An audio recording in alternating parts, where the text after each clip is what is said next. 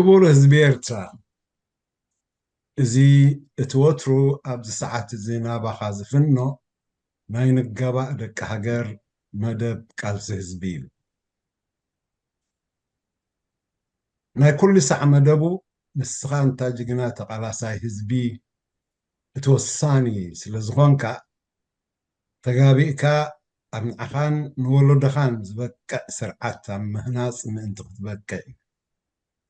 ናይዚ ናይ ምስራሕ ባህልን ዓቕምን ከም ዘለካ ስለ ንኣምን ድማ እዩ። ክቡራት ተሳተፍቲ እንኳዕ ደሓን መጻእኩም። ሎሚ ቆፀራና ምስ ተቓላሳይ ዕቑባዝጊ ድቡስ እዩ ነይሩ። ጋሻና እቲ ዕቑባዝጊ ድቡስ ኣብ ሓደ እዋን ክልተ ኣጋጣሚታት ስለ ዘጓነፎ ንሱ ድማ ምሳና ክርከብ ካልኣይ ኣብ ኣኼባ ውድቦም ክርከብ እዩ እምበኣር ንሓደ ሰዓት ኣቢሉ ኣብ ኣኼብኡ ድሕሪ ምርካቡ ናባና ክቐርብ ምዃኑ ከም ዝተሰማማዕና እሕብረኩም። ታዕሽዑ ሎሚ መዓልቲ ድሮ መበል 63 ዓመት ምጅማር ብረታዊ ተጋድሎና እነኽብረሉ ዕለት እዩ። ነቶም ብስውእ ተጋዳላይ ሓሚድ ኢድሪስ ዓዋቴ ተኸቲሎም ንጅግንነቱ ብምቕጻል ሃገሮም ናፃ ብምውፃእ ምእንቲ ሓርነት ህዝቦም ዝሓለፉ ጀጋኑና ብሳላኹም እናበልና እንዝክሮምን እነኽብረሉን ዕለት እዩ። ክብሪ ነቲ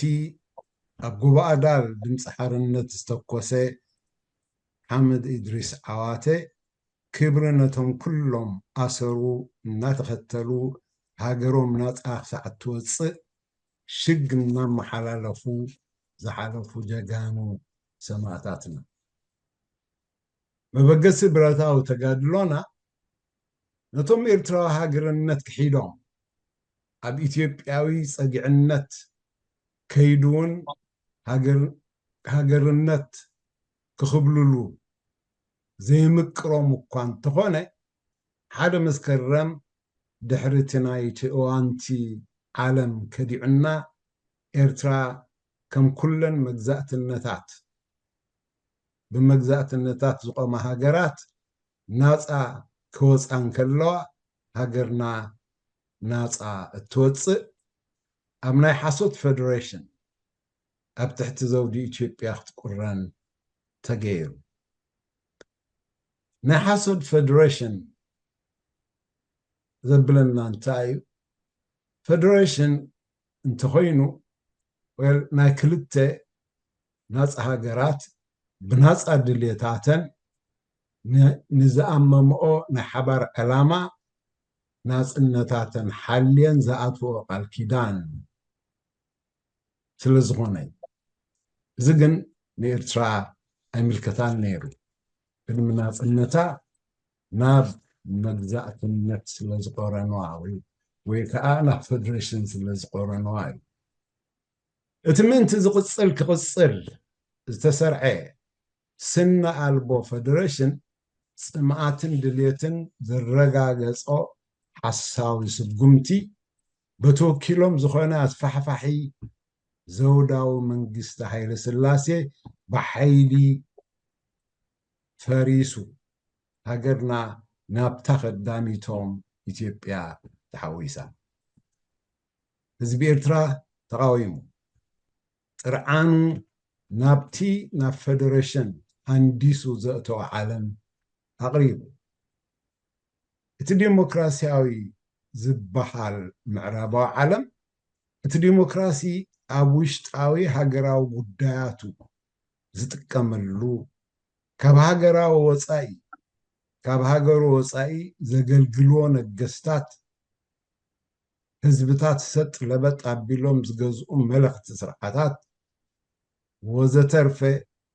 ኣብ ምህናፅን ምሕያልን ስለ ዝነበረ ንጉዳይና ፀማም እዝኒ ሂቦ أبشحن شعات مئتن سسان حدا تقادلو حبنة إرترا من هاجراو ناصنت برتاو قالسي دحر مجمارة أم مسمر أرعتي ويكا تيروريست يوم أسفيروما نزم خنيات بمقبار دما أمريكان إسرائيل بقطع أم سلطانا معتاقا وتحدراو حيلي إثيوبيا آتيا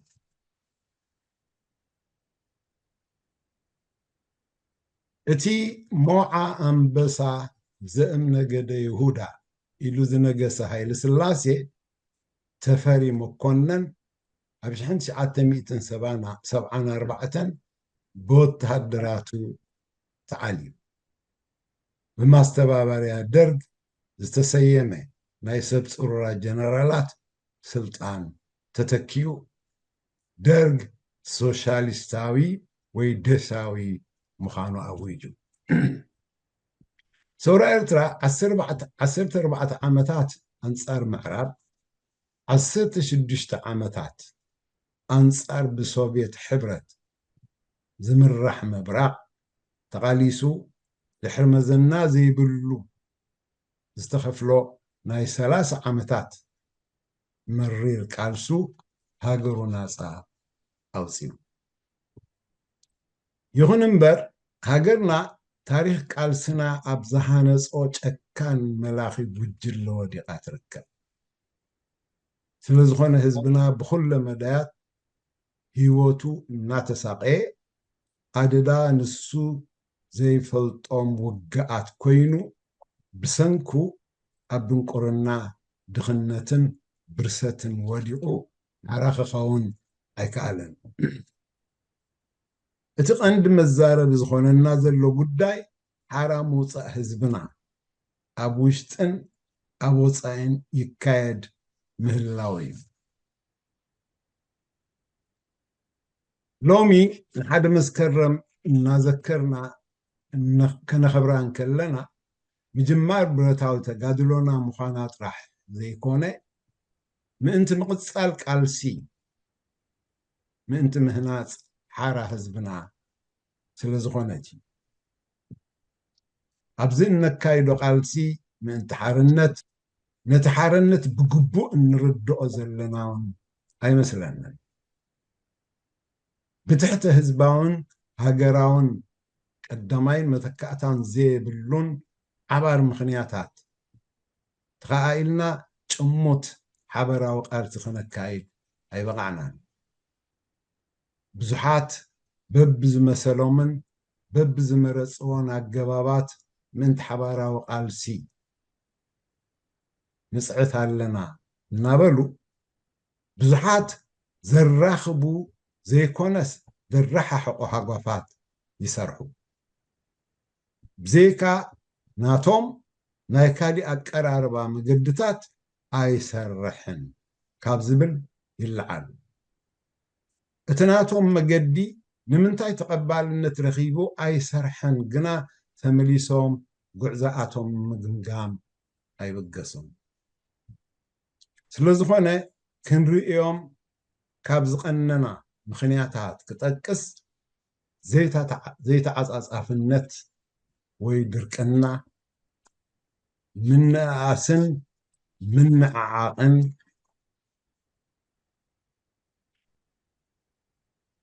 تسفى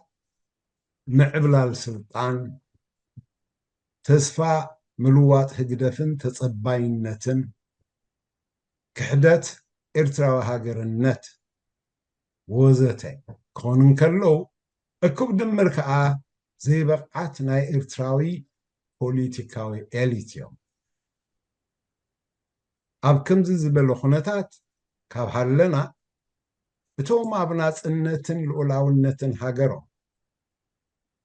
أمدحان هاجرو من مقص صار فلسات أتصالو ولد هاجر توم أملقاس نايزو كل شجرن سقاين زخانة إساسا وجلة ملك هجداس كابزب مبقاس وشتاوي سلاما الرقاقيسا مسناي كبابي هجراتن علمن أبناي وهابن تقبالن شركنا تواسع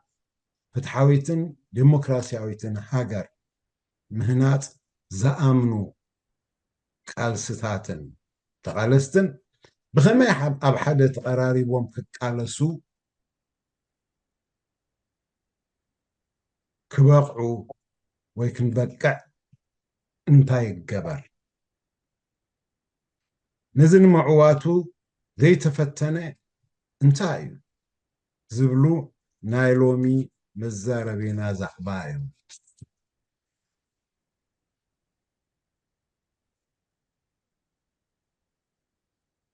نابزي نزحتوتات زي مبقس بمقبر عصاباتون تمكرو تعذبوا من زحلفوا من قالستات بمقدام عصابات خجلصلنا كلا اي جيزي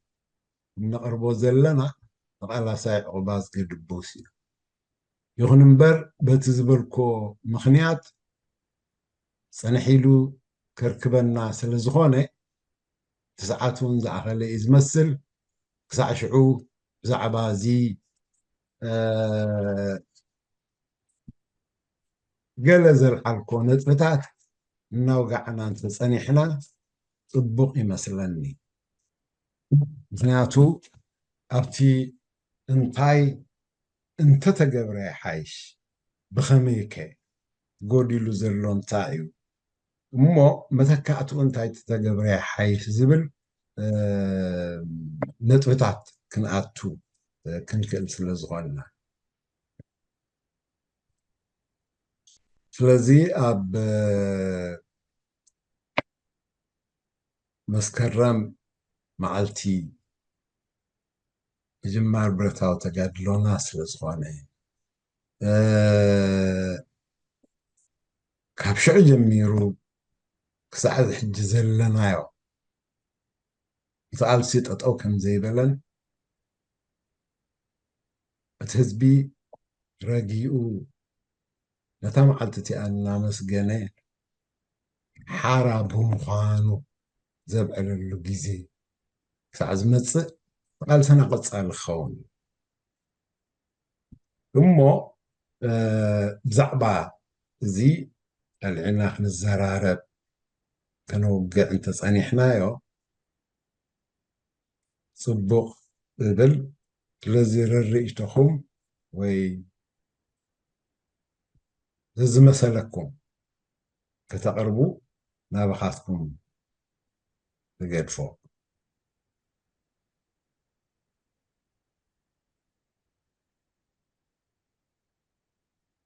ኣብቲ እንታይ እቲ መሰናኽላት እንታይ ኢልና ልዒልና ክንዘራረብ ቀኒና ክልተ ግዜ ኣቕሪብናዮ ማለት እዩ ሓደ ባዝሊ ዝነበረሉ መጀመርታ ቀዳም ድሒሩ ከዓ ፅብብ ዝበለ ስልጣን ድዩ ዘይበቃት ኢልና ልዒልና ኣብተን ዘቕረብኮን 4-5 ነጥብታት ኣጠቓሊለየን ኣቕሪበየን ኣለኹ ማለት እዩ እሱ ማለት ጥራሕ ኣይኮነን ግን ካብ ክጥቀሱ ዝኽእሉ ዓበይቲ ነጥብታት ካብ እንብሎም እዮም ስለዚ ኣብዚ እውን ከነልዕል ንኽእል ምክንያቱ ነቲ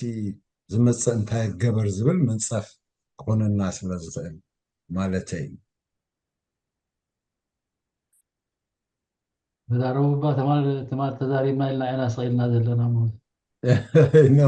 ትማር ተዛረቡ هو ክንዛረበሉ ዝግባአና ነጥቢ እዩ ወላ ነዚ ምጅማር ብረታዊ ተጋድሎ ዘይናቱ ሰባት ኣምፂኦም ዘይዓመቱ ዘይስሙ ክህቦ ፈቲኖም እዮም ቅድሚ ሕጂ ካብቲ ሓቅታት ናይ ቃልሲ ደቪየት ምግባሩ ፈቲኖም እዮም ክንደይ ግዜ ሜዳን ከለና ድሒሩን ብዙሕ ምክንያታት ወላ ብቐጥታ ኢሎም እዮም ግን ብዙሕ ምክንያታት ከዓ ንዕኡ ክጉዝጉዝ ብዘኽእል መገዲ ግን ክወፅኦ ይከኣሉ ይከኣሉን ምክንያቱ ሓደ ወገን እንታይ እዩ ሓቅስ ብርእስኻ እንተቐበርክያስ ብእግርካ ትወፅእ ዝብልዎ ካብቲ ንዕኡ ዝተሞከረ ህዝቢ ኣካል ኮይኑ ዝተቃለሰ ህዝቢ ክሕብኡ ስለ ዘይከኣሉ እዩ ከይፈተው ሓደ መስከረም ብረታዊ ቃልሲ ዝተጀመረሉ ብመሕነት ሓምዲ ኢድሪስ ዓዋቶም ምዃኑ ከኣምኑ ክኢሉ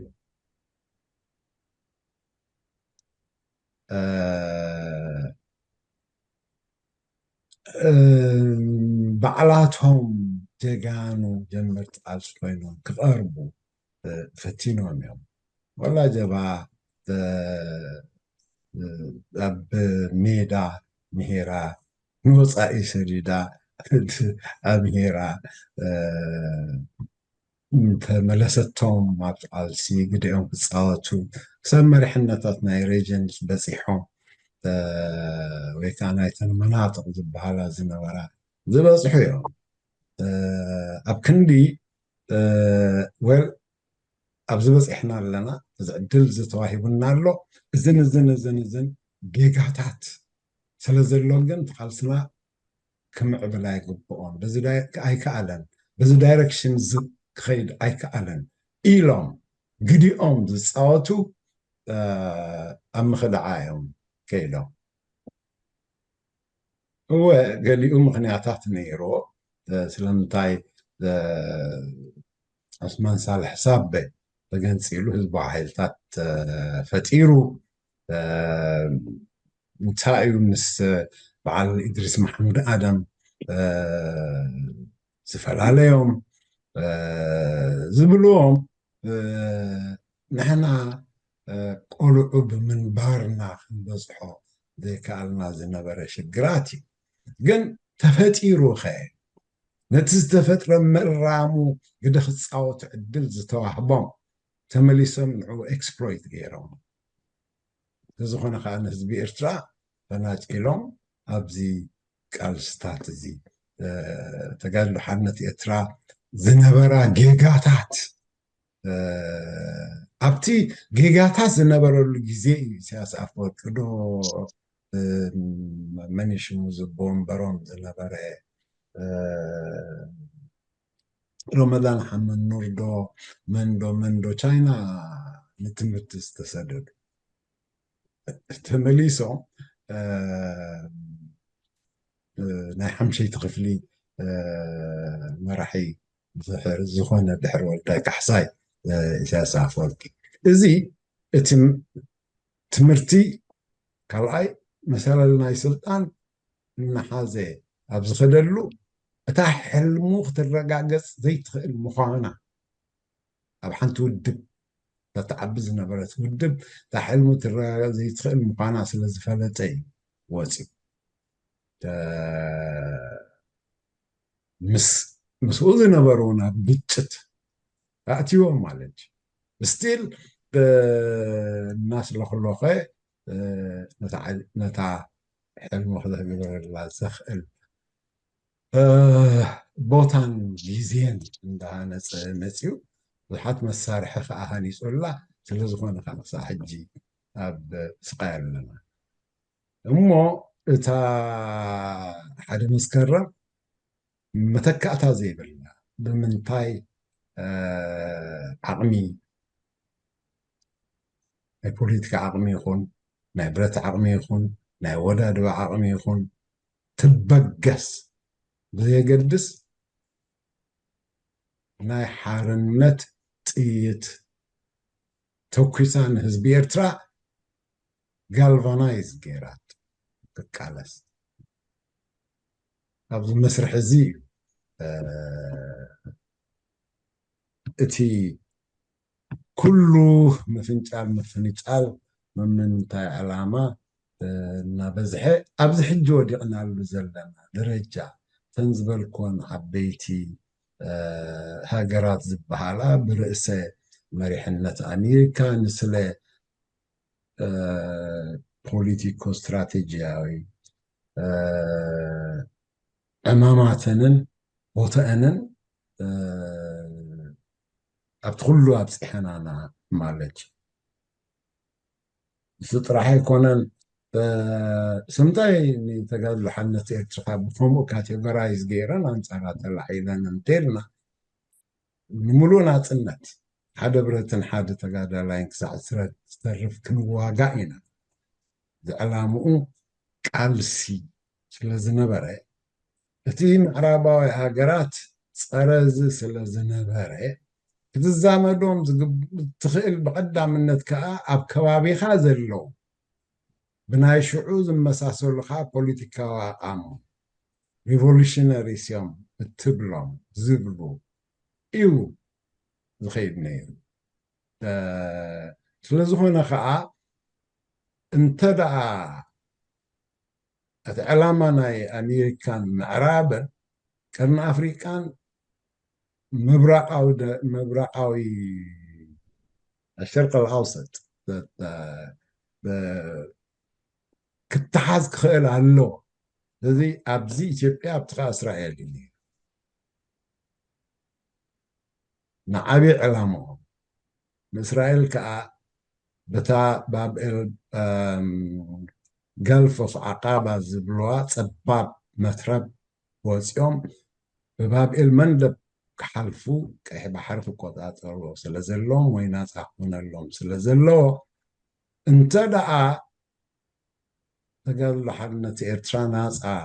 ኣውፅያታ ሃገር እዚ ቀይሕ ባሕሪ ናይ ዓረብ ቀላይ ኮይኑ ክተርፍ እዩ ካብ ዝብል እቲ ናይ ኣሜሪካን ናቶምን ስምምዕ ስለዝኾነ እቲኦም ኣብቲ ሽዑ ግዜ ውሽጢ 14 ዓመታት ዝገበርዎ ኣሜሪካ ዝገበርዎ ሓገዝ ሰራዊቶም ብኩሉ ዓይነታት ኣሰልጢኖም መሳርሒ ወጋኣቶም ኣብቲ እዋንቲ ኣውቶብሊንዲ ዝበሃላ ዝነበራ ድሩዓት መካይን ታንክታቶም ኤፍ5 ነፈርቶም ዩናይሚት እናዕጠቁ እናሰልጠኑ ሓጊዞሞም ድሒሩ ከዓ እዚ ኦም ባሓኽላ ዝብል ናይ እስራኤል ኣካያይዳ ብቐጥታ መፂኦም ኮማንዶ ምስልጣን ጀሚሮም ማለት እዩ ንሕና ኣብቲ እዋን እቲ ኣብ ዕዳጋ ኸይድና ክንሪኦም እንከለና ክመርፅዎም እንከሎ ልክዕ ከምዚ ሓረስቶት እዮም ኩሎም ደቂ ሓረስቶት ጓሶት እዮም ኩሎም ካብ ዝመፁ ይምፅኡ ካብ ትግርኛ ተዛራቢ ካብ ሳሆ ካብ መንሳዕት ተዛራቢ ይኹን ካብ ብሌን ይኹን ካብ whoever it is ኣቦትኡ መሰልጠኒ ገይሮም ከካብ ቦትኡ መፅኦም ክመርፅዎም እንከለው ልክዕ ከም መንከብቲ ይሰርዕዎም ሰሪዖም ትገርመኩም ዳንጋታቶም ዘለፎም ከም ከብቲ እናጠብጠቡ ምድልዳሎም እናረኣዩ እዮም ዝመርፆም ሓደ ምሁር ዝበሃል እንታይ ምሁር ቀለም ዝቀሰመ ክማሃር ኣይደልዮም ኣብ ኢንተርቪው ክገብርዎ እንከለው ካብ ኣቦን ኣብ ባሕጎን ዝያዳ ወለዶታት ክቆፅር እንተኽኢልዎን ንናቱ ኢንቴሊጀንስ ስለ ዝርኡ ይጠራጠርዎ ወይ እውን ኣይቅበልዎን ብከምዚኦም እናመረፁ ስለምንታይ ኣብ ቅልጡፍ እዋን ሃገራዊ ንቕሓት ክሓድሮ ዘይክእል ተወታደር ኮይኑ ደሞዝ እናተቐበለ ዝዋጋዕ እምበር መስኪናይ ኢትዮጵያ በያ ኤርትራ እንታይ እያ ዝፈልጥ ኣሰሩ የለን ከካብ ከባቢኡ ወፂኡ ዘይፈልጥ ጓሳን ሓረስታይ ስለዚ እዚ ገይሮም እዮም ክጣፍኡና ፈቲኖም ስለዝኾነ እዚ ናይ ሓደ መስከረም ዝተጀመረ ቃልሲ ብውሽጢ ብኢሳያስ ኣፈወርቂ ለኣኽቱን ጥራሕ ዘይኮነ ብደገውን እቶም ለኣኽቱ ሰሪሖም እዮም ዘይከልዓለ ክብል ኢለ ስለዝኾነ ንሓደ መስከረም ክንዝክራ ከለና ታሪኻዊ ጉዕዞኣ ክሳዓበይ እንታይ ከተፈርዩ ሃገራዊ ናፅነት እንታይ ከ ኣይተሳለጠን ህዝቢ ሓራ ክኸውን ኣይከኣልን ናይ ባዕሉ ሰብ ክኸውን ኣይከኣልን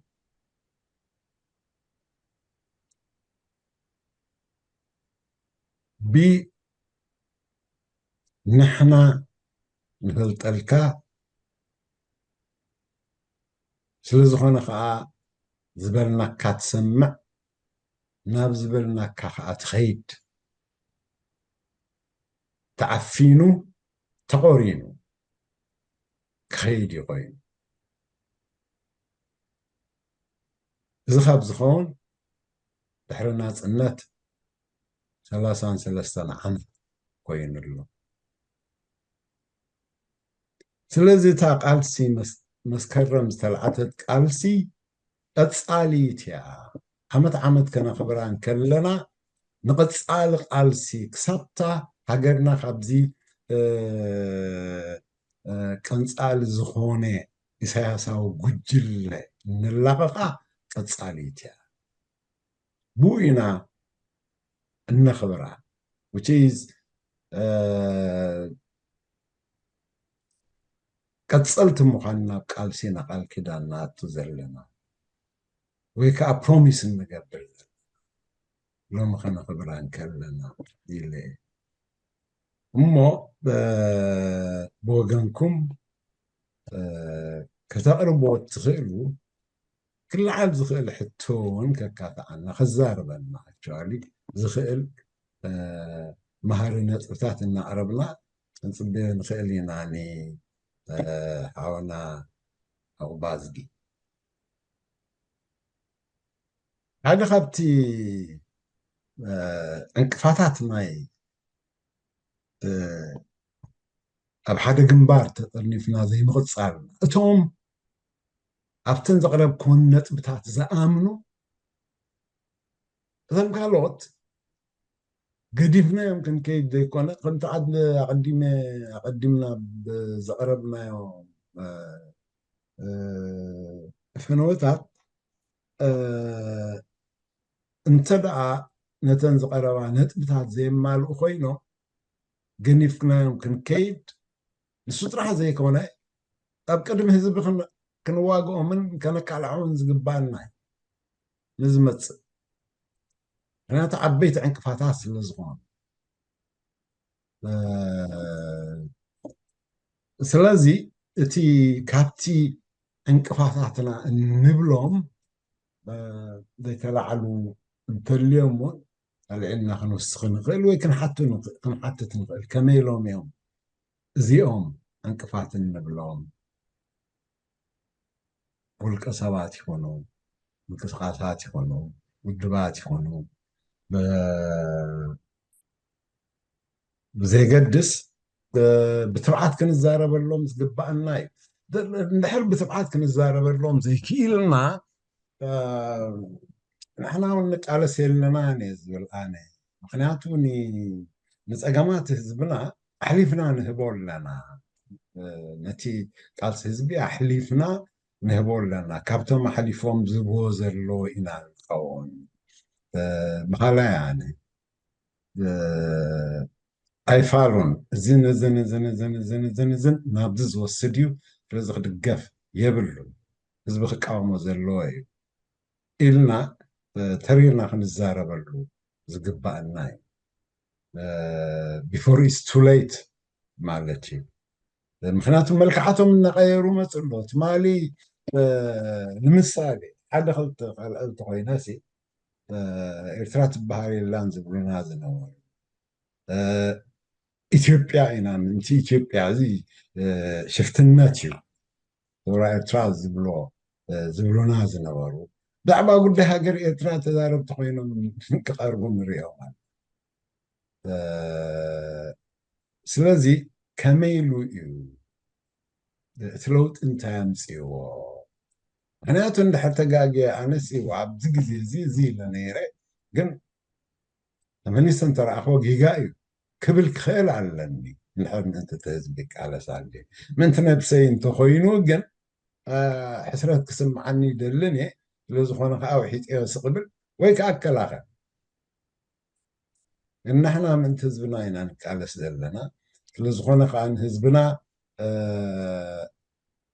ቃልሱ ከዘንብዕ እዩ ንብሎ ዘበለ ከነቃልዖ ግድን ክኾነና እዩ እሞ ኣብዚ እውን ታዮም ከበይ ዝበሉ እዮም ኢልና እውን ከነልዕል ንኽእል ብዙሕ ክነልዕለሉ ንኽእል ክነልዕሎም ንኽእል ነጥብታት ኣለውና ዕማምና ሃገርና ህዝብናን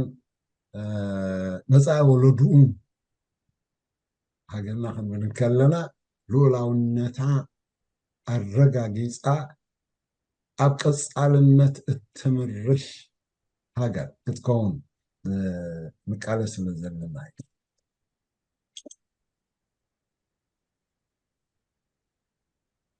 هالراي بالكنفتن Alright. ልክዕዩ ከምዚ ዝበልካዮ እቲ ዕለት ዘዘክረና መጀመርያ ዕድመኒ መስከረም ሓደ ነቶም እንተኣት ዝጀመሩን ዝተቃለሱን ከዓ ዝኽርን ክብርን ይኹን ንዓኣቶም ብድሕሪኡ ግን እዚ ኩሉ ዓመታት ወይ ሓደ መስከረም ንበዓሉ ፖለቲካዊ ትርጉም ክህልዎ ከም ዘለዎ እዩ ክንዝክሮ ከለና ስቂልና ጥራይ ክንዲዚ ዓመት ገይሩ 60 ገይሩ 62 63 እንዳልና ዓመታት ክንፅብፅብ ዘይኮነሲ ኣብቲ ዝሓለፈ ዓመታት ዝተሰርሐ ነገራት ምግምጋም እቲ ሕቶ ትርጉም ናቱ ምክንያቱ ኩሉ ግዜ እቲ ቃልሲ እቲ ሂወት ቀፃሊ ስለ ዝኾነሲ ንምዕባለ ገፅና ክንከይድ ከለና ክጠቕመና ዝኽእል ነገራት እንድሕር ድዩ መፅናዕታዊ ዝኾነ ናይ ታሪክና ዝነበርናዮ ማለት ዘለናዮ ሕጂ ድሓር ከዓ ናበይ ከም ንኸይድ ከም ንደሊ እዚ ብክኢላታት ብመፅናዕታውያን ሰባት ክቐርብ ኣለዎ ኣብዚ ጉዳይ እዚ ክዛረብ ከሎ ኖም ቾምስኪ እንታይ ይብል intellectual is responsible to tell the truth and expose lies Yes. ሓደ intellectual ነቲ ሓቂ ክነግር ከምኡ ድማ ንሓሶት ከቃልዕ ሓላፍነት ኣለዎ ይብል ማለት እዩ ሕጂ ኢንተሌክቹዋል ማለት ሓደ ረቂቕ ሰብ ዝሓስብ ማለትና እዩ እምበር ብሽም ምሁር ደይ ምሁር ወይ ዲግሪታት ተሸከመ ከምታት ደረጃ ኣካዳምያ ክረአ ዘለዎ ጥራይ ኣይኮነን መስተውዓሊ ድዩ ተቃላሳይ ድዩ ኣርቂቑ ኩሉ ነገራት ዝርኢ ድዩ ለባም ድዩ ንምባል ዝኣክል እዩ ከምኡ ዝብል ዘሎሱ በሊሕ ሰብኣይ ኩሉ ሸነኻቱ ሕጂ እኳ ኣሪጉ ነቕነቕ ኢሉ እዩ ዘሎ ግን ብጣዕሚ ሊንጉስቲ እዩ ሂስቶርያን እዩ ሶሽዮሎጂስት እዩ ተመራማሪ እዩ ፖለቲካል ኣክቲቪስት እዩ ከማን ኩሉ ዓይነት እዩ እቲ ሰብኣይ ማለት እዩ ሕጂ ኣሪጉ ኣሎ ስለዚ ሓቂ እዩ ኣነ እቲ ኣባህልኡ ደስ ይብለኒ ምክንያቱ ብዘይ ፍርሃት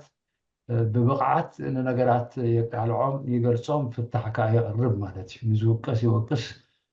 ዝነኣድ ከዓ ይንእድ ፍታሕ ከዓ የቕርብ ማለት እዩ ስለዚ እቲ ጉዕዞ ናይ ወዲሰብ ሰንሰለት ስለዝኾነ ታሪክ ረሲዕካ ክትከይድ ኣይትኽእልን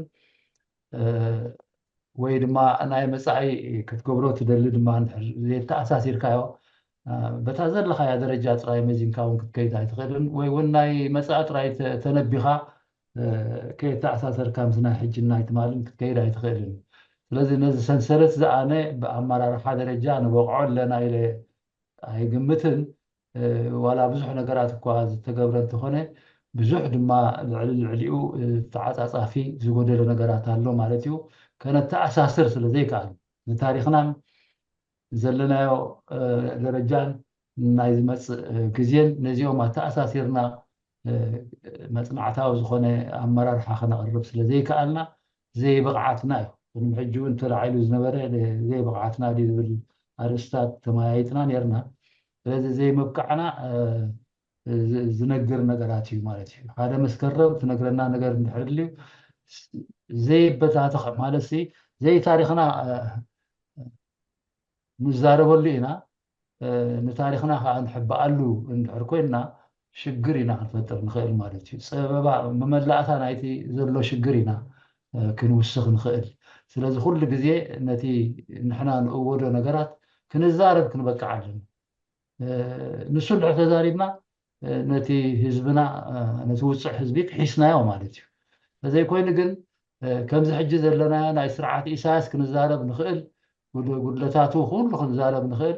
ናትና ሕፅረታት ናትና ጉድለታት ግን ብሸለል ክንሓልፎ እንድሕር ኮይንና ምልኣት የብሉን ወይ ከዓ ውሕስነት ናይታ መጻኢት ሃገር ናይቲ ንፅበዮ ዘለና ዴሞክራሲያዊ መሰል ካብ ውልቀ ሰብ ጀሚርካ ክሳብ ሕብረተሰብ ዘሎ ነገራት ክፀፍኣና እዩ ማለት እዩ ኣይከነረጋግፆን ኢና እቲ ሽግር ክቕፅል ይኽእል እዩ ማለት እዩ ምክንያቱ ዴሞክራሲ ማለት እታ ዴሞክራሲ ትበሃል ከም ዘረባ ንዛረባ እንዲና ግን ትርጉማ ናይ ብሓቂ ትርጉማ ካብ ውልቀ ሰብ ጀሚርካ ክሳብ ሕብረተሰብ እንታይ ከም ምዃና ኣወሃሂድና ክንርዳኣ ንኽእል የለና ንድብል መዓት ኢና ንዝምራ ነታ ዴሞክራሲ ግን ከዓ ብትኽክል ተረዲእና ነቐምጣ ኣይመስለንን መብዛሕትኡ ናሃድመላ ኢና ቴዎሬቲካሊ ተዛሪብና ኣብ ተግባር ግን ንሕና ንትርጉማ የለና ምናልባት እውን ሓደ ግዜ ዘይዓቐና ጌርና ክንወስዳ ኣለና ማለት እዩ ምናልባት ብዓቐን ናይቶም ድላዮም ዝገብሩ ሓያላን መንግስታት ከምዚ ክጠቕሶ ዝፀርሕካ ብከምኡ እንድሕር ክንርዳእ ኮይንና ምስናትና ካልቸር ተዋሂዳ ክትከይድ ስለዘይትኽእል ሕንፍሽፍሽ ከተእትወላ ትኽእል ክንድፍታሕን መሰልን ትዕድለና ዕግርግር እያ ክትዕድለና ትኽእል እሱ ከዓ ዓዲላትና ዘላ ህግደፍ እኮ ብዴሞክራሲ እዩ ዝዛረብ ስርዓት ናይ ኣስመራ ብዴሞክራሲ እዩ ዝዛረብ ፅቡቅ ኣለና ዴሞክራሲ ኣለና እዞም ካልኦት ግን ዴሞክራሲ ኣይፈልጡን እዮም ንየበልዎም እዩ ዝብል ማለት እዩ ስለዚ ነታ ዴሞክራሲ ናቱ ትርጉም ይህባ ማለት እዩ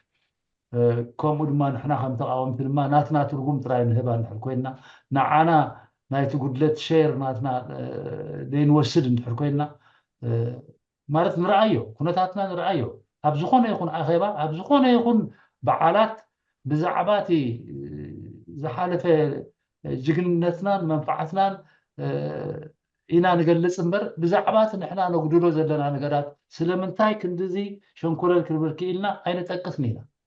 ኣነ ከዓ ናብኡ እየ ደተኩር ኩሉ ሻዕ ብዓቕመ ማለት እዩ ዝእወዶ እንተድልዩ ድማኒ ብዘይ ንሕስያ ወይ ባዕለይ ሃሰስ ክብሎ ኣለኒ ወይ ከዓ ሰብ ክነግረኒ ኣለዎ ብደይ ንሕስያ ምክንያቱ እቲ ወቀሴታ ዝፈትወካ እዩ ክትዕረ ዝደልየካ እዩ ዝወቀሰካ እምበር ዝፀልዓካ ኣይኮነን ድሕሪ ፀሊኡካ ዛትዋ ኣይመፀካን ይኸማ ድሕሪ ባዕሉ ፈልጥ ኢሉካ ኣይመፀካን እዩ ደይንኸዶም ኮሜዲኦም ኣለዉ ማለት እዩ ምክንያቱ ብገለ ሸነኽሲ ቀር ኢሉና ኣሎ ማለት እዩ እሞ ምእታዎም ፀጊሙና ንፍትን እሞ ኣክሰስ ምሳኣና ድማ ስቂልካ ኢልና ንገድፎ ማለት እዩ ስለዚ ሓደ ሰብ ግን ስትሬት መፂኡ ንታሪክካ ከምዚ ጌርካ ምዘሎ እዚ እኮ ድማ ጎዲሉ ነይሩ እዩ ናይ በዓል መን ሼር እዚ ንስኻ ደይኮንካ ትመርሕ ነበርካ ንስኻ ደይኮንካ ተኣሊ ነበርካ ክትኣሊ ከለካ ከምዝግበር ነይሩ ኣብቲ ናትካ ግዜ ስለምንታይ እዩ ከምዚ ኮይኑ ስለምንታይ ካብ ዛዕባ እዚ ዘይትዛረብ እናተባሃልና ክንወቃቐስ እንድሕር ክኢልና ናይ ብሓቂ መሰረታዊ ፍቅሪ ኢና ከነባዕብል ንኽእል ማለት እዩ ንሕና ኣብ ታሪክና ሰባት ኢና ክንጋገ ናይ ግድን እዩ ምስ ጌጋ ኢና ንዓቢ ጌጋታት ንገብሮ ኣሎ እቲ ሚዛን ግን እንታይ እዩ እቲ ዝገበርናዮ ጌጋሲ ክንደይ ሚዛኑ ክንደይ ክብደቱ ክፈላለየና ክእል እዩ ማለት እዩ ኣብ ኣመራርሓ ዘሎ ጌጋታት ክብድ ክብል ይኽእል እዩ ኣብ ትሕቲኦም ዘሎ ኣካላት ተንቀሳቀስ ከዓ በብደረጅኡ ይኸይድ በብዓቐኑ ዓቐኑ እንዳቀነሰ ይኸይድ ማለት እዩ ወሳኒ ዝኾነ ጌጋ ድጋገ ግን መራሒ ሊደርሽፕ ወሳኒ ዝኾነ ጌጋ ስለ ዝገበረ ኢና ወዲቕና ንርከብ ዘለና ወዲቕና ከም ዝወደቕና እንድሕር ንኣምን ኮይንና ስለምንታይ ነቲ ዘወደቐና ነገራት ዘይንፍትሾ ስለዚህ ንሕና ኣነ በዚ ንኸዶ ዘለና ብፆት በዚ ንኸዶ ዘለና ኣጋባብ ፅቡቕ ገፅና ጥራሕ ክንዛረብ ክንቅፅል እንድሕር ኮይና I don't think ነዚ ፀላኢና መስመራ ዘሎ ዝጓዓዞ ዘሎ ጉዕዞ ከነርክቦ ንኽእል ኣይመስለኒ ነዚ ኣነ ከዓኒ ኣካይዳ ጎብየን እንታይ ዝበልክዎ ማለት እዩ ፀሓይ ዕራርቦን ኢለ ዝደረስ ኩሉ ምክንያት በዚ ምክንያት እዩ ምክንያቱ ንሕና ዋላ እንተተዛረብና እውን ድሕሪ ክንደይ ደይትጠቅም ነገር ዋላ ሓቂ ተውፃእና ተዳእ ዘይነርክቦ ኮይና ነቲ ዝጎዮ ዘሎ ፀላኢና ንዓና ከዓ ታሪክና ክድምስስ ከጥፍእ ቃልስና ከነርክቦ ይንኽእል ኢና which means እቲ ስርዓት እንደገና እውን ክድገም ክእል እዩ ማለት እዩ ብካልኦት እሱ ስለዝኾነ እቲ ኣንበር ኣፍሪካ እኮ ነፃ ካብትወፅእ ንህለ ክንደይ ዓመታት ኮይኑሎ ካብ መወዳእታ 50ታትን መጀመርያ 60ታትን ምስ ጀመረት ንህለ ነፃ ወፅያ ኮይና እያ ማለት እዩ ግን ቁም ነገር ክትገብር ደይከኣለት ነቶም ፀላእቲ ዓበይቲ መዝመዝቲ ሓይልታት ዝገብርዎ ሽጣራታትን ግፍዕታትን ከተርክቦም ስለዘይከኣለት እዩ ንሳቶም ቀዲሞም ዝፀንሑ ማለት እዩ ንሱ እውን ቀዲሙና ኸይድ ኣሎ ዝዛረብዎ ዘለዎ ሕጂ ኣብኡ ኮይና ኣብ ኣስመራ ኮይኖም ብኩሉ መንገድታት ንሓደ ተራ ሰብ ሓቂ ይመስል ኩሎም ዛረብዎ ዘለዎ ብጭድሮ ብተዋስኦ ኹን ብገለ ቃላት ኹን ገለኹን ወዲ ሓወቦይ እናበሉ ሆድ ብሎ ዘለዎ እዚኣቶም ነዚ ኩሉ ተራ ህዝቢ ከስድዕዎ ክእሉ እዮም ንሕና ሕጂ ብመንፅር ዝጉያ ናይዞም ዓመፅቲ ክንደይ ንስጉም ኣለና ክርዳእና ይግባእ ማለት እዩ ስለዚ እዚ ጎዲሉሎ ባህላ ያነ እዚ ክንምልኦ ኣለና እዚ ነገር እዚ ቢፎር ኢትስ ቱ ሌት ንሕና ነቲ መልእኽቲ ከነመሓላልፎ ብዓቕምና ደረጃ ክንበቅዕ ኣለና እቲ ግዜ ከምቲ ኩሉ ሻዕ ንብሎ መሳርሒ ሂቡና ስለ ዘሎ ቴክኖሎጂ ሂቡና ስለ ዘሎ ንዕኡ ተጠቒምና ንሕና ነተን ዝርከበን መሲለን ዝረኣያና ሸሸይርና ካብ ኣብ ገዛእ እስና ዘሎ ጉድለት ጀሚርና ኣብ ውድባትና ዘሎ ጉድለት እንተልዩ ኣብ ኩሎም ሓያላን ምሁራትና ዘሎ ጉድለት ኣብ ኩሉ ዘሎ ጉድለት ብደረጃ ኢንተሌክቹዋል ክምዘን ከም ዘለዎ ከምቲ ዓንቱ ናይ ንዋም ቾምስኪ ዝጠቐስክዎ ሲምፕሊ ብትምህርቲ ይኮነን ዶክተር ክስተዶ ገለ ክስተዶ ገለ ኣይኮነን is he really intellectual to tell the truth and expose lies እዚ ዝኸይድ ዘሎ ነፍሰ ምፅብባቕ እንድሕር ኣልዕል ኣድልታት ተምፅኾንካ ምሕሳዊ እዩ እንታይ ማለት ድዩ ምሕሳዊ ትሕሱ ኣለካ ማለት እዩ ስለዚ ሓቂ ክንዛረብን ንሓሶት ክንቃልዕን ክንበቅዕ ኣለና ናይ ዓርከይ ዓርክኻ ናይ ሓወይ ሓውኻ ካልእ ናቱ ኣርእስቲ ኣለዎ ምትሕልላይ ካልእ መንገዲ ኣለዎ ናይ ፖለቲካ ኣብ ፖለቲካ ንክህሉ ዝኽእል ግርጭታት ግን ናቱ መንገዲ ስለ ዘለዎ ኣብኡ ብኽብሮት ደኣ ንቀራረብ እምበር ኣፕሮችና ደኣ ብኣኽብሮት ክኸውን ኣለዎ እምበር ንእስያ ክህልወና የብሉን this is wrong ክንብል ክንበቅዕ ኣለና ሽግር እዩ ኮይኑ ዘሎ ኣብዚ ግዜ እዚ ዳርጋ ከማን እቲ ንዓይ ሰዓቡኒ ኣይበለየ ብተፈላለየ መንገዲ ኣጋባብ እዩ ዝቕይር ዘሎ እምበር ንዓይ ሰዓቡኒ ኣነ ኣብዚ በፂሐ ኣለኹ ኣነ ከምዚ ገይረ ኣለኹ ዝብል ስምዒታት ይኸይድ ኣሎ ነዚ ይርዳእና ኣሎ ድዩ ብሓቂ መሰረታዊ ናይ ሓድነት ናይ ፖለቲካዊ ምሕዝነት ክንፈጥር ንኽእል ኢና ግዝያዊ እዚ ሽጣራታት ናይ ንሎም መዓልቲ ክብለፀሉ እሞ ንፅባሕ በዓል ፈልጥ ዝዓይነቱ ጉዕዞ እቶም ሓያላን መንግስታት ዝጥቀምሉ ፎርሙላ እዩ ንሱ ይትረፈና ንሕና እንደሊ ኣለና ከም ኤርትራውያን መሰረታዊ ምሕዝነት ክንገብር ናይ ኣብቲ ምዕብልና ድማ እዚኣ ተሓይሽ ኢልና ክንፈላለ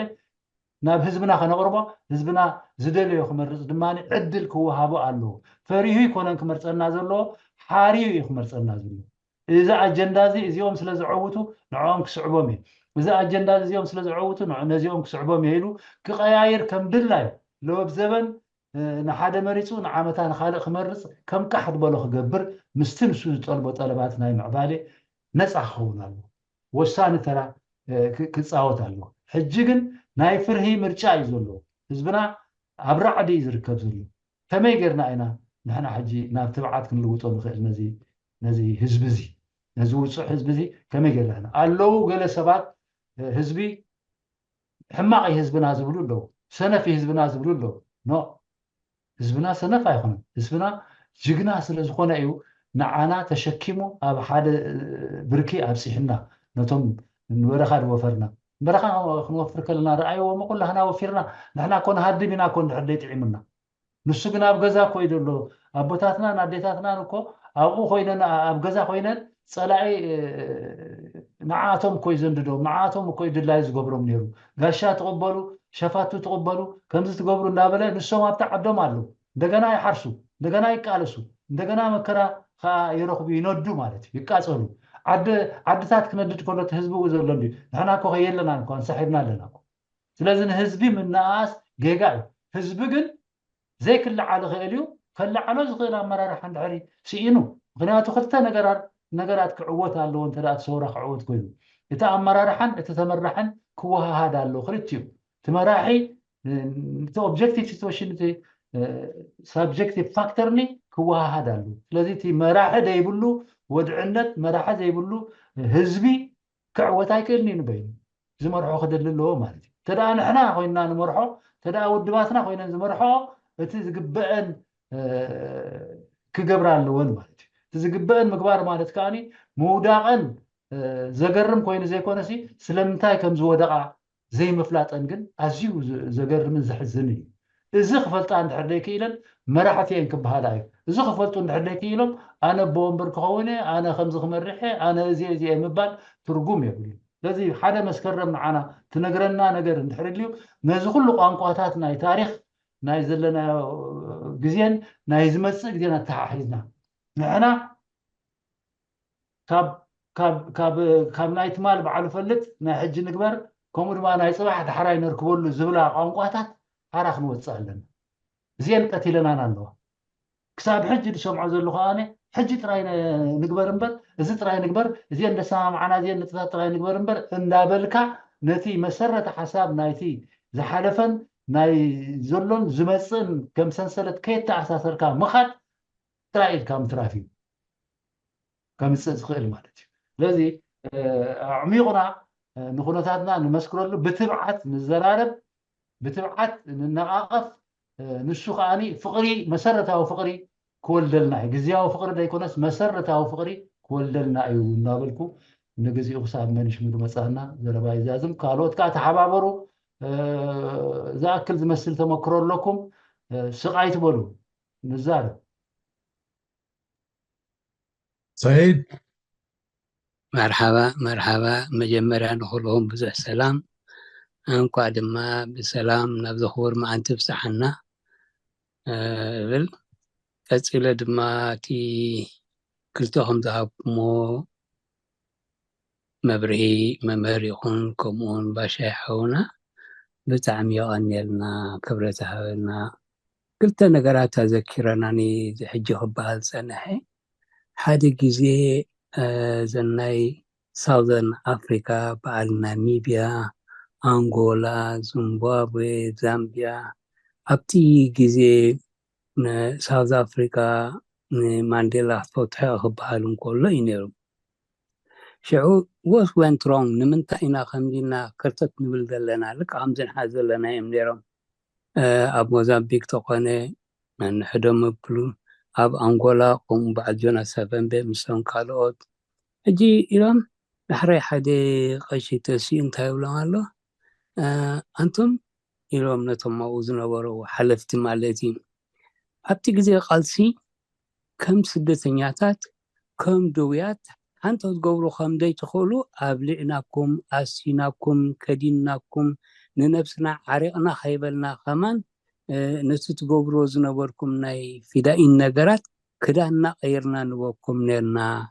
أبزبس إحناكم كأكل دما الناس أمسواتت كأني لك بنحنا زبلناكم تعدي كم ناتهم كم زغزو وانسوم زيادة سب تنفاسهم كم زحلو فلا غيرهم نمنتا امروز وانتهم كم تقولنا دلو هم يلو أقريب الله منيرون لك حمد حجين احنا نبزو لنا مالتين كالأيتي دماني أتي جزي ناس النت تا هانيمون زنبرة تا قدمي ناي ريفرندم BBC Focus on Africa ني شموه قل زي دلي تقادلاي انترفيو أكبيراتو انت هونكم هنكسا حجي بروغرام هاجراو خطوبسو زي كالكم إلى حتى بخميك تمرح لكم تصبين لكم نفس المسيح where do you go from here عينتي حجي سون تايلو إتا تأجم دلا عميدا خلنا كل نجار دحر الناس نقول نخط حتى تدلي كجبر الكاز جبأ نجارات ندعي الله خينو دحر الناس يقولوا مو نتناس مع سيات مسهم صبي مسيا مسولنا ما نعد مساعتنا ها مسيالنا ها تحقسنا تتقلبات كينا قربكا دحر الرفرندم زبل أمريكا أمتينا إلو دحر رفرندم دما نصبنا كاوها رفرندم كوينو كابزنينيو إثيوبيا كابزنيو إيرترا تباهيلو صبو إنا تحقسنا إلو نحيلا هاني نونو قوام كنتكلنا ساكن جبرنا ندول خلو خاني دحر قوام كل نجار كم تنجبرنا اتا قوام كي تودأتم كلها وليو تودي أبدي قدس كاداي تسعن شم أنتن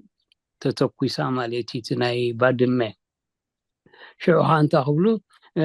دحر قينات زمس ودعنا هنقورينا كم مسكنها حجراني أي قينات أي سلام من ديدولو تي دوب مستحنسة هنقول لكم هنا خمسة نبلنا كم عند قولها من صلصال جميرهم كان صلصلو خلون تاي نتي زفلتن نتي تمكروز اللون نتي هذا مديل مساعتهم كت أمام الزخل كمال على الزخل سب كاس عند قبرو عن صلصلو مما مثلا صلصلو حنابي مسيحة حدش ما تسوت والكام تسو كوبرت والكام كوب زبلو هدوم تولكم زهاد مطرح خوين كاب وحاقص إلى خاني لا ناي سلام نبي أبي حمد كامتها سام سبل كأخمز نقبرنا ميسم كاب حاو تولعوا بخمز بعين كلين نخيل لنا نحري حدا جدي حدا نذي بس حكم مودلهم درجة بخمي تتنتنو إلى النبوع زروح نقرأك أبتي جدي قلسن كله درفن يرى كلهم تذكرهم عدنا تريفو ترايش ما قلي برخاوتي قرت خليه بعني روحك على سفر حجر ناس إننا خمس مالتي دحر الناس إنك كانت أخوينو عدنا تريفو ترايش ما قلي بحر تليقو قرت خليه خامسينا حجي إذا خلص قبرنا ذلون تايون تلالك we allowed ourselves to be governed like that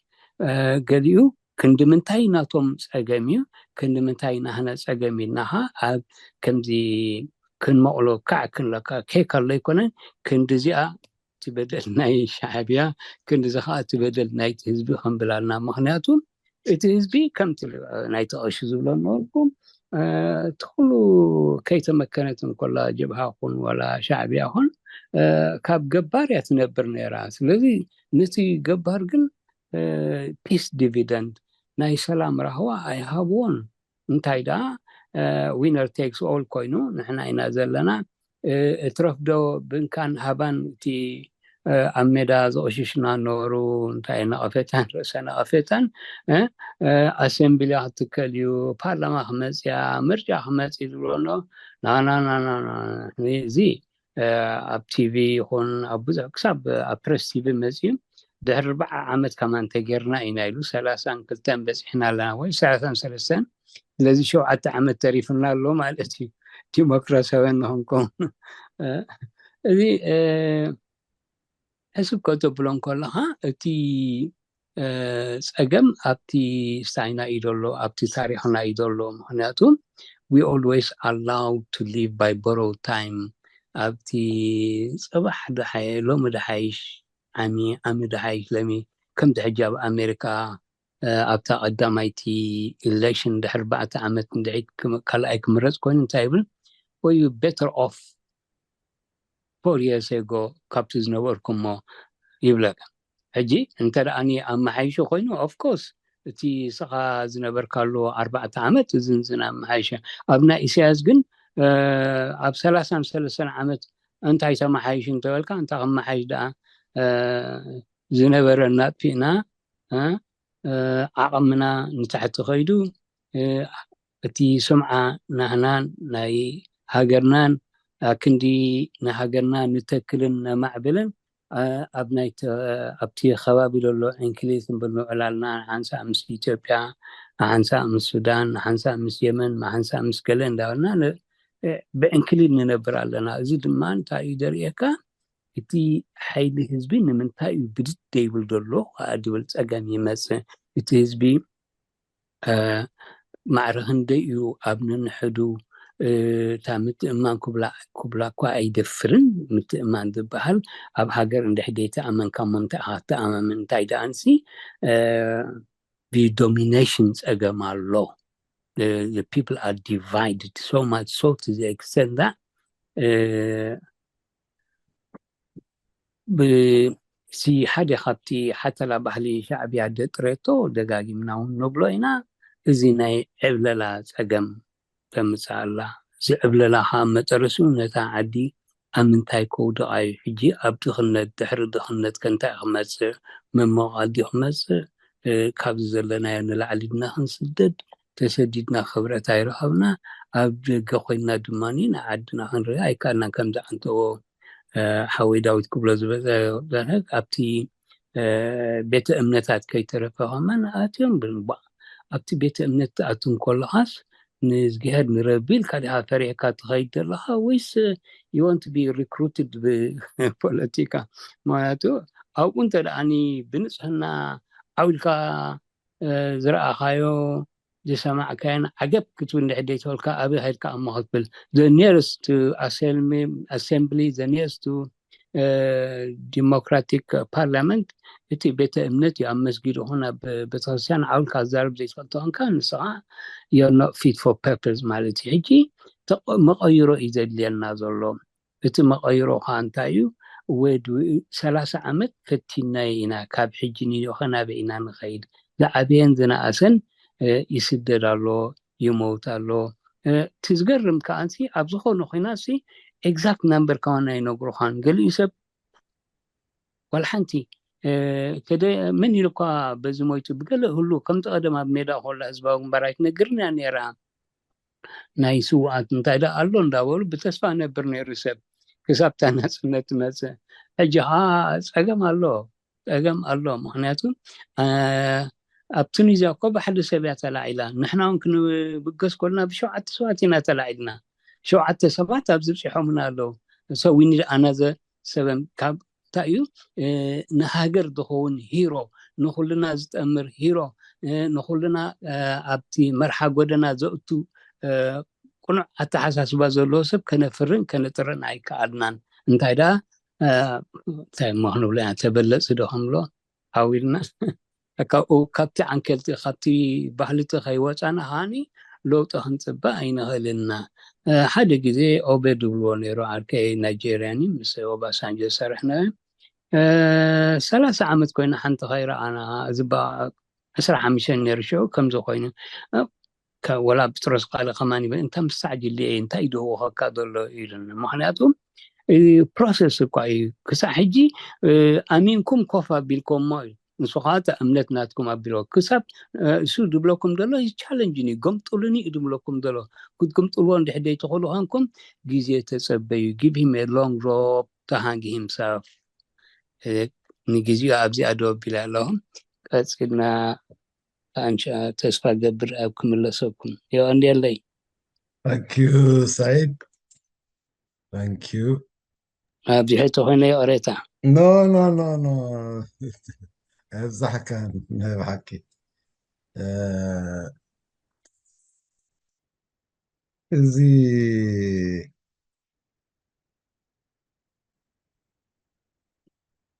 حدا بخمي كمسلو خيل زي حبيرك حدا جنبار فتيرك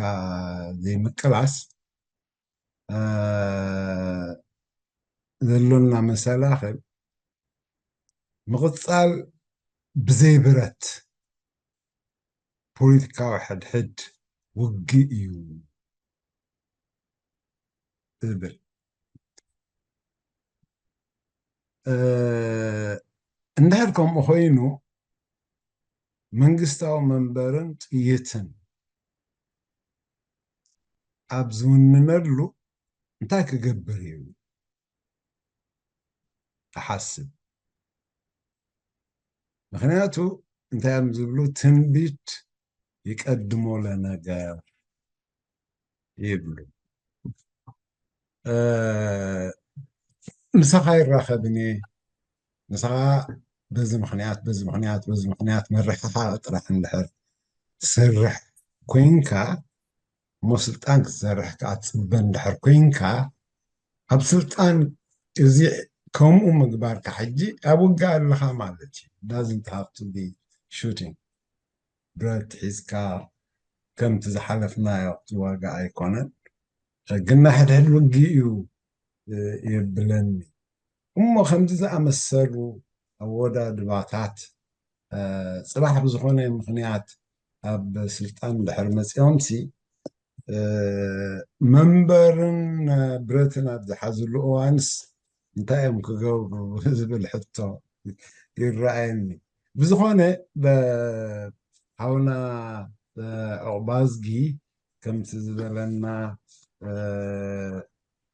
ጉዳዩ ኣቋሪፁ መፂና ኣሎ እንኳዕ ደሓን መፃእካ ዕቑባዝጊ ሰላም እንኳዕ ደሓን ፀናሕኩም ግሩፕ ስለዝነበረትኒ ንእሽቶ ስራሕሲ ፀቢኹምኒ ድምፅኻ ትሑት ኣሎ ሕጂ ኸ ሰላም ስማዕና ኣሎ እወ ሓይሽ ግን ከምቲ ኩሉ ግዜ ይኮነን ርሒቕካ ዲኻ ዘለኻ ሕጂ ኸ ይስማዕና ኣሎ እወ ፅቡቕ ኣለኻ ራስ በላ ኣውፅእ እያ እታ ናይ እዝ ኦኬ እሞ ኣብ ምንታይ ኢና ወተ እንድሕሪ ዘይሰማዕኻኒ ኮንካሲ ኣነ ንእሽቶ ናይ ቀደም ዝገበርኳ ዝመደብኳ ስለ ዝነበረትኒ ደንጉ መፅአ የቕረታ ክብል ኢለ ተፀቢኹኒ ትኾነ ኢኹም እሞ የቕረታ ክብል ኢለ እሞ ይቐኒየለይ ያ ተረዲኡና ሓቢረ እውን ነይረ ስንስኻ ሰዓት መፅእ ብሓደ ሓደ ናይ በዓል ሓደ መስከረም መበገሲኡን ሳዕ ሕጂ ዝዕወቶን ብቐፃልነት ከዓ ሓደ መስከረም ናበይ ክወስደና እዩን ክነዕልል ፀኒሕና እጂ ነዚ ክንዕልል ፀኒሕና ካሊእ ሓደ ሕቶታት ኣጠቓልል ኣቢለ ብምቕራብ ንዕኡ መልሲ ብዝሓትት ነቲ ሕቶታት መበገሲ ብምግባር ሓሳባትካን ተመክሮኻን ዝሓለፍካን ቃልስታት ብምቕዳም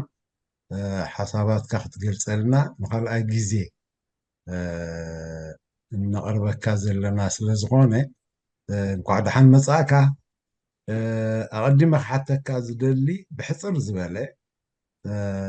ሃገርና ብዛ እዋን እዚኣ ምንታይ ኩነታት ኣሎ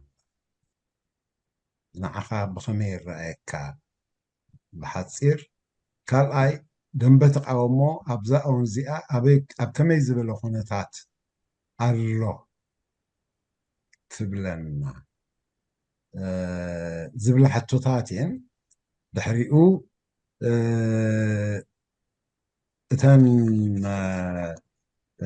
ናይ ሎሚ ክንዛረበለን ዘለና እንታይ እየን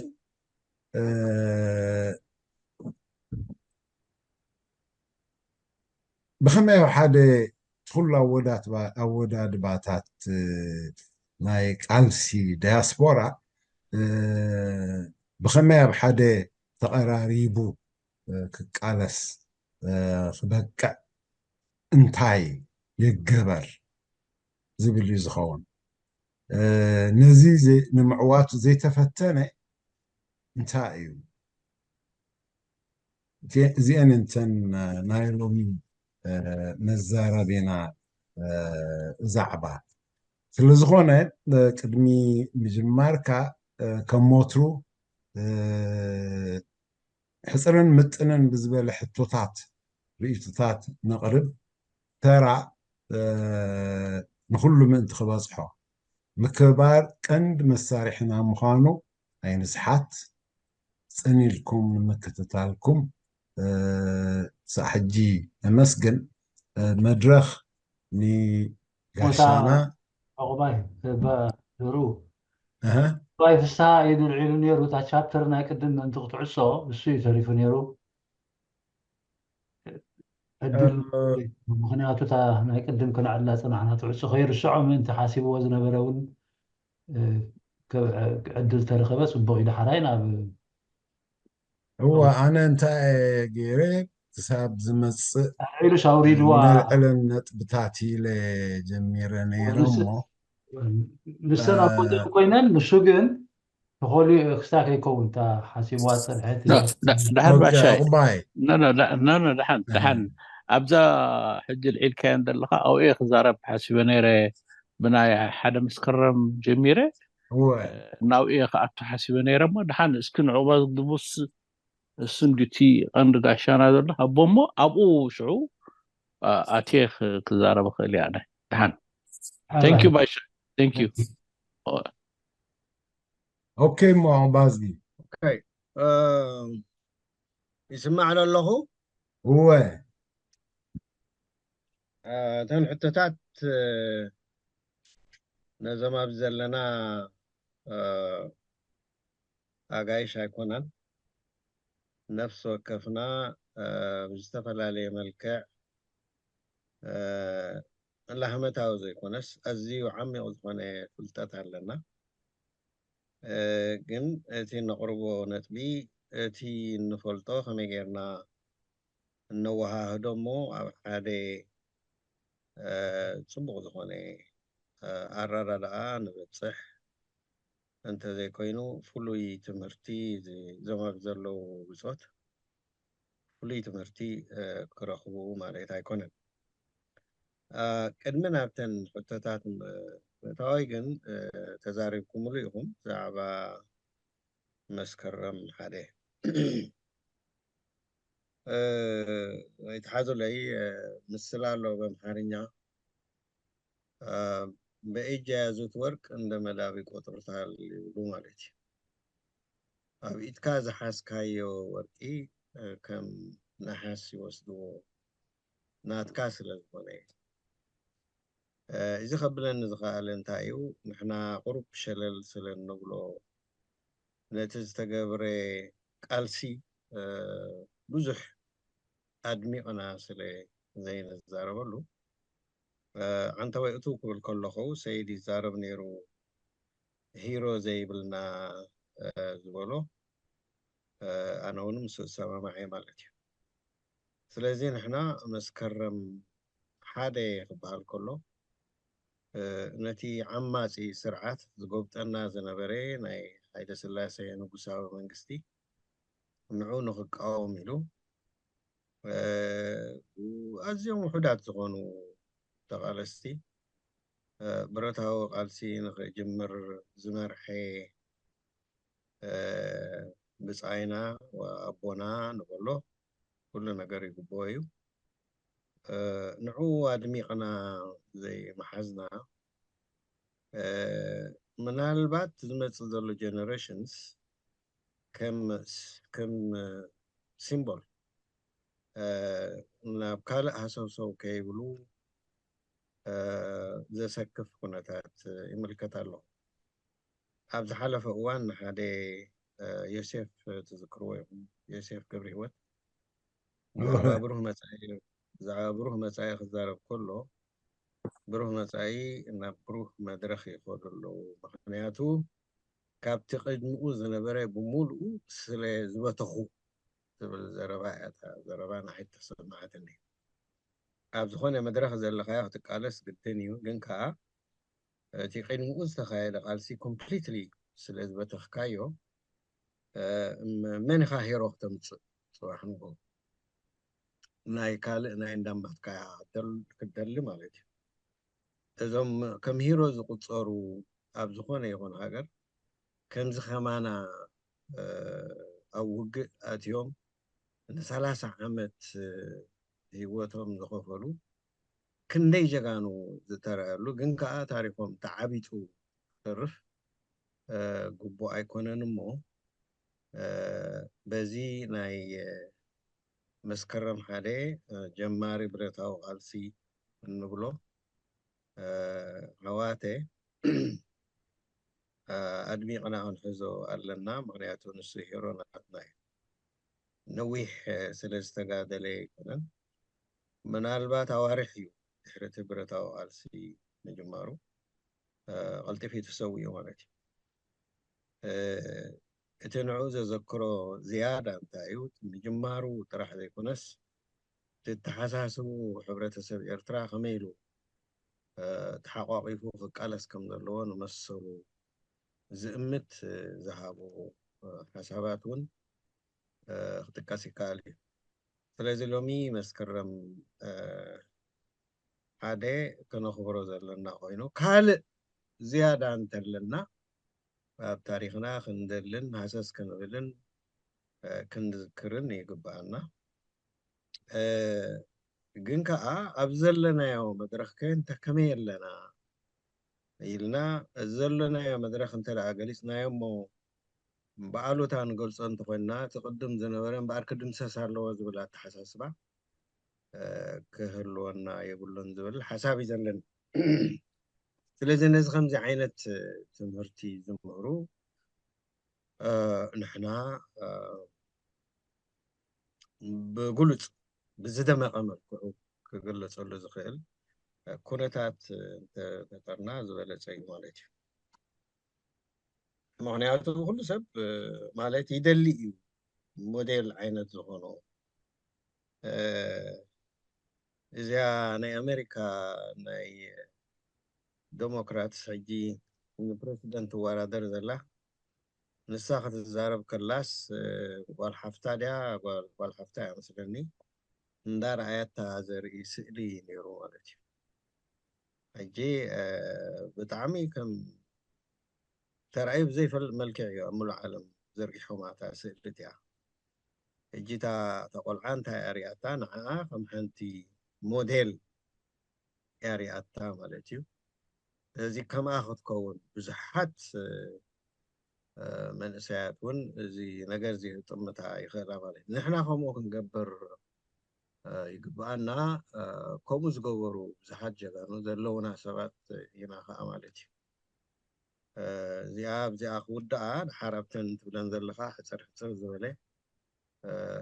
ክጠቅስ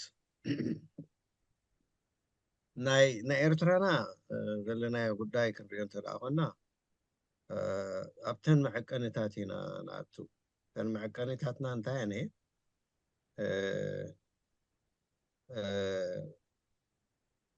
ኣብቲ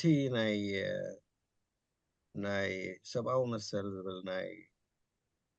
ናይ መሰረታዊ ሰብኣዊ መሰላት ኢሎም ኣስፊሮሞ ዘለዉ እንደገና እውን ብ76 ናብ ዝከበርዎ ኣቐሚጦሞ ዘለዉ ኣብዚ ናይ ክቡራት ሃገራት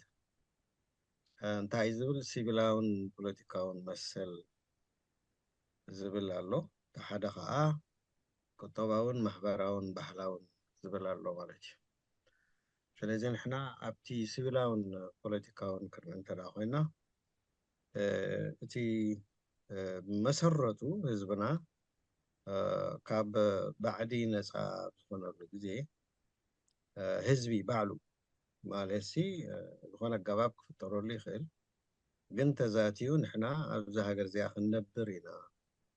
ክንቅመጥ ኢና ገሌና ክንነግድ ገሌና ክንጓሲ ገሌና ክንሓርስ ኩሉ ነገር ክንነብር ኢና ኢሉ ዝሰማምዓሉ እቲ ማሕበራዊ ውዕል ዝበሃል ዜርና እውን ቋም ንብሎ እቲ ህዝቢ ዝሰማምዓሉ ማለት እዩ ኣብዚ ንንበር እምበር ንዓና ክኣልየና ዝኽእል ፀጥታና ይኹን ሰላምና ክሕልወና ዝኽእል መንግስቲ ኣብ ቃሕ ዝበለና ግዜ ነውርዶን ነደይቦን ከዓ ክህልወና ኣለዎ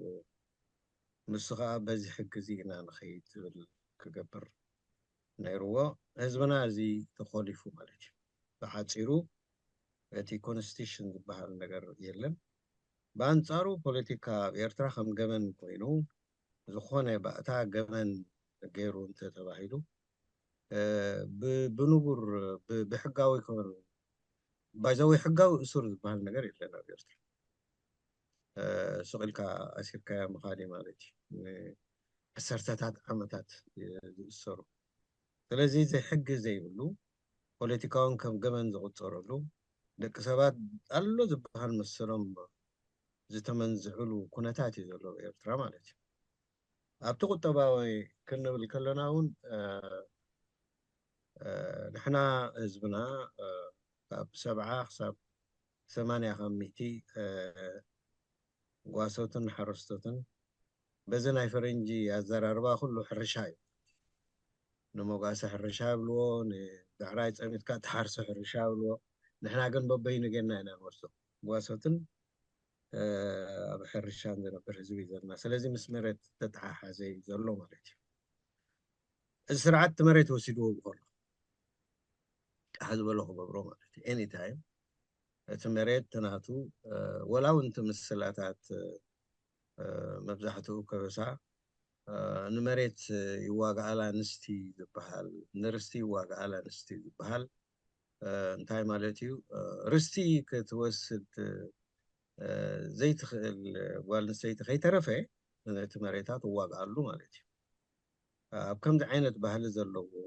ናብርኡ ካብ መሬት ዝኾነ ህዝቢ መሬት ተታሒዙ ማለት እዩ ንሱ ጥራሕ ዘይኮነ እቶም መንእሰያት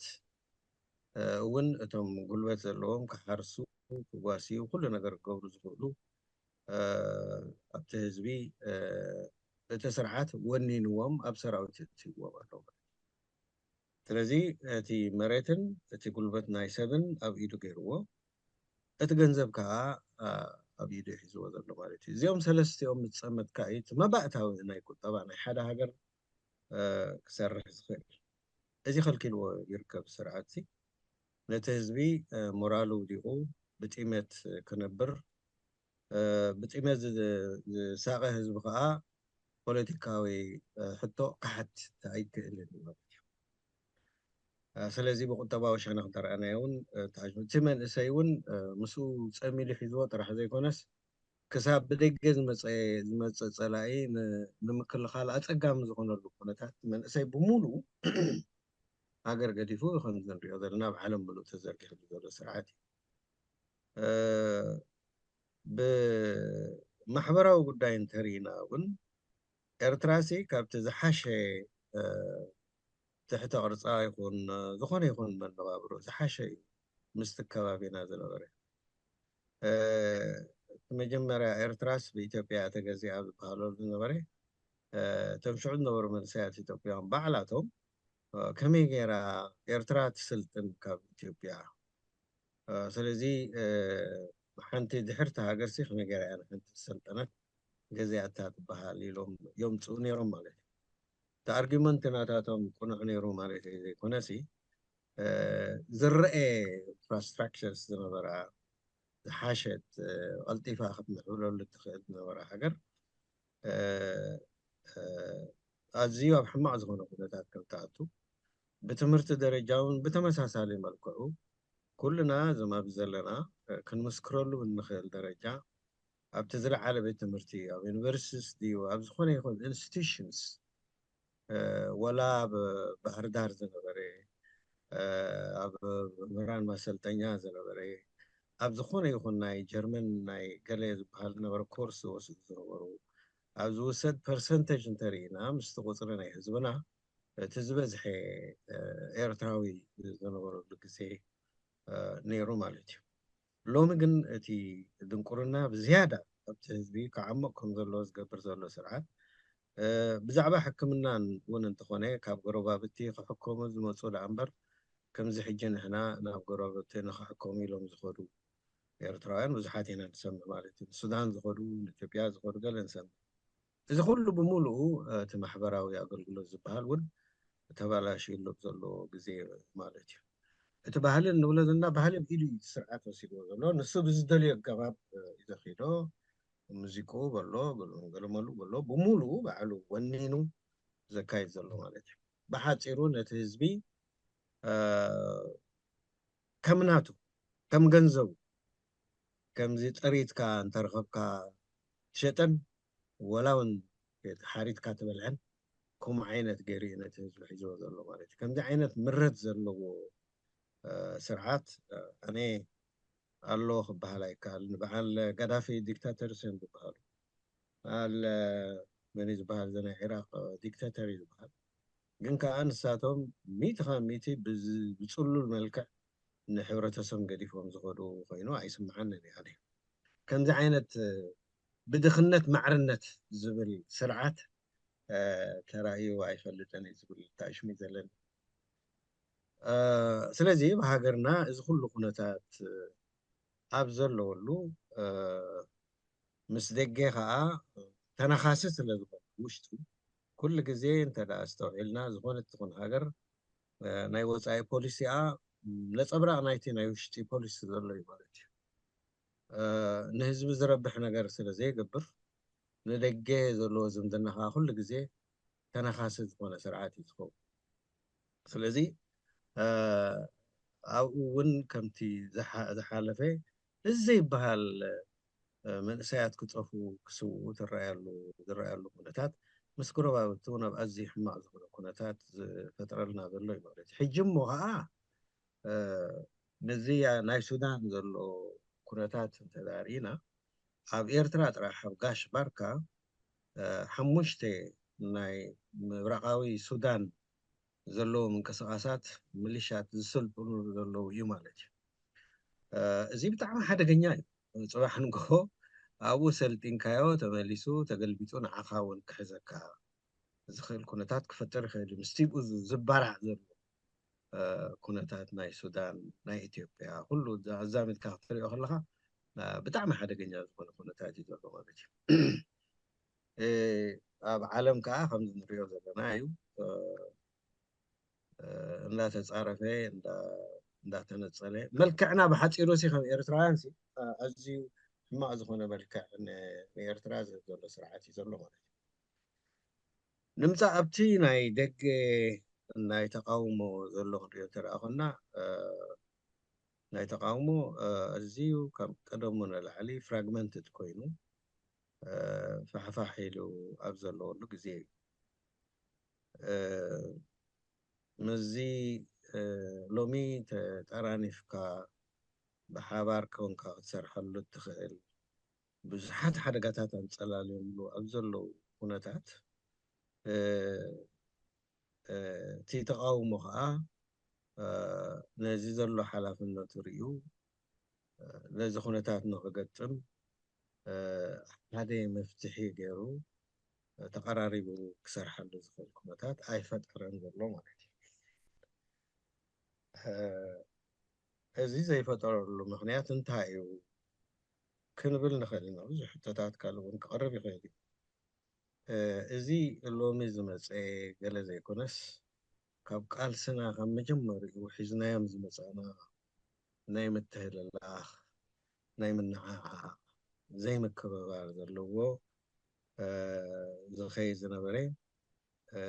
እታ ሓቂ ኣነ ሓንቲ እያ ንሳ ከዓ እታ ዝበልክዋ እያ ኩሉ ሰብ ንዓ ክቕበል ኣለዎ ንዓ ዘይተቐበለ እንድሕር ኮይኑ ኣነ ምስኡ ኣለኹ ብዝብል እዩ ዝኸይድ ሕጂ ኣብዚ ናተይ ኣነ ከም ዝተዓዘብክዎ ምስ ገለገለ ትካላት ንገለገለ ሃገራት ዲፕሎማሲ ስራሕ ክትገብር ከለካ ክትዛረቦም ከለካ እንታይ ይብሉካ ወይ ተኣኪብኩም ምፁ ሓደ ኮንኩም ምፁና እዮም ዝብሉካ ሓደ ኮንኩም ምፁና ክብሉ ከለዉ ስቕ ኢሎም ኣይኮኑን ከምኡ ዝብሉ ምክንያት ኣለዎ ንኸ እንታይ እዩ ተመኪሮም እዮም ፈሊጦምና እዮም እዞም ኣብዚኣ ዘለና መራሕቲ ናይ ውድባት እንተኮይንና ነፍሲ ወከፍ ናብ ሓንቲ ቤት ፅሕፈት ክንከይድ ከለና ነፍሲ ወከፍ ዝኣተወ ነቲ ሓደ ከፀልም እምበር እንታይ ናቱ ጉዳይ ዝገልፅ ኣይኮነ ማለት ነፍስኻ ክትዕብን ክተፈልጥን እንተደሊኻ ነቶም ካልኦት ይፀረሩን እዮም ትብሎም ክትፃረፎም ኣለካ ማለት እዩ እሱ ስለ ዝኾና ንሳቶም ካባና ዝሓሹ ኮይኖም ልብዕ ብዮም ብሓደ ኮንኩም ምፁና ኣብ ደረጃ በፂሖም ማለት እዩ سلازي نحنا تناي مجمر أنا قر نفسنا كنفتش لنا خويني يسمعني ودب والكسبات يزغو نفس وكف نزي ودبا زكايدو خا نفسهم كفتشوا لهم تم نفسهم زفتشوا خا أقدسهم جنبار قدم تنت كوينام زنقاساقسو بأتاتا ديو صانيهم بوجل زخونو تم بزن ايلوم يازراربا اللي تباهيلهم زصوعو يمي نعاي بزي كولج وديو تمرت تماهيرو زي كونس أبتي تواسو ناي كالسي جنبار قدم تنت كوين زواسا مسو كحدا خبطم اللي تيو وين الساعة حنت خبطم اللي تيا إلي أنا الحسب سلازي زي نزل لنا يخونتات زقمكم إذا خمس عينات حساسباتات كقرب مو سب طرح مسيخا كم زناي زبنة تروبلي لكا علي لكا جزا خامخات زي كونس دوكيمنتد زغاني بسند التحزو ببقزي ريفايز نا قبل كامس كونتات تتعامو تخدو مقدي سريعكا ترادا دي خاز قبر كونا لو اتن قبرو سراحكا كل جزي إيرترا بكل شنقاتا بزحنة هاجر سلزغنت لازم زحنة زي أخبيرنا كم يجرنا إلى منتشرنا مخنياتو نريون يرنا إلى بريجنال ملك استزارة بس بقتا ترجمون تايو أتوم كال زلوا إرترانا يقد شنني أزم أنا زتابع لهم زلوا خطرهم زبد شني يترجم ذهب مالتي بأمن الدرجة أنت هونكا أنا نايز أمن الزي تعيشمت والتلا هونكا تخل أمن تايقد شنني مال اختي إذا حلف ولا خميت خموعيبل تمال اختي خميت حلف مالتي سلازي زخلو ناتنا زحالفه حجي خصب صبعي كالنيو زحالفنا يو زفترنا يوم جيجاتات مبب جزيو كي قربنا يوم زمسانا وش راحزنا يوم ذلنا قدات كميجرنا كسرحنا بزخل درجة اليوم مو حسابات بسند ملكا عند حزنا عند تزاربنا نسرحلو نخل فتر كونتات نمصا مالتي كابوتي يخون فتر راو مسوتر منتاينا هذا قال ما لازم تلع خوينو هو نحنا بحدا نسرح تغنى سمرت ايكونن بحدا نسرح كمي بحدا نسرح بحدا نسرح دعمو ماكينة تكيد النهر وينا موتور الله موتور بينو خيدا كلن قومتات بينهم كوري كلن ويتخالق ذلو كلهم عقات اتيبكا من انتاي يسرح انتاي يقبر بذلو ملكة نحناون بلو بحبار نسرح أنا زعق مزي علاتني أنا خازي علاتني بخمزي أقت أتيمنا productive زغنا سرح ندا سرح كمستقيد تمتممان شعوخ متسيخل انت زي كوني كم تزلمنا يا بنا عشتنا سقامن تيلوم ها سقا قلي تولوم مدحر بحقيتا ميحيلو خمان نولو بخموه متسايكل كم تسايكل بتقبار بسرح ترحينا نصار نخل مالتي سلازي زي كم قلا يا نقولكم مسيخوني خيليو تزار كلون كتكلو تخليهم أنا بزيو أبدأت أو قبل بحتيرو انتهى زلهم أبتوش تاو زلهم كلنا نقولتايو أكابي وزلنا هاجرنا كلنا نقولتاي سلزي نزح حدا جازي كقتم زخيل أبتقاوم وانكساب في جيس زي تفترة نزي كم يجرنا نحكمه أبزبلي قرب دربيت بركب صنع حكمه ودي له ممر يغني لي صبوق وبهزدي مخاب زتبقسنا أقدم عبيلسي أبزخم زبالك كبدمر كنتات كابحالنا إلي اتوم نابنات النتن لولاونتن هاجروم أبنات النتن لولاونتن هاجروم أمدحان هاجرومن مقصصار فلسات كتصال ولد هاجرن اتوم ملقاس نايز كل شجرن سقاين زخونه إساسا وجل ملك جداف كابزي بمبقاس ውሽጣዊ ሰላም ኣረጋጊፃ ምስ ናይ ከባቢኣ ሃገራትን ዓለምን ኣብ ናይ ወሃብን ተቐባልን ሽርክና እትዋሳእ ፍትሓዊትን ዲሞክራስያዊትን ሃገር ምህናፅ ዝኣምኑ ቃልስታት ብኸመይ ኣብ ሓደ ተቐሪቦም ክቃለሱ ክንቃለስ ንበቃ ስለዚ እንታይ ይገበር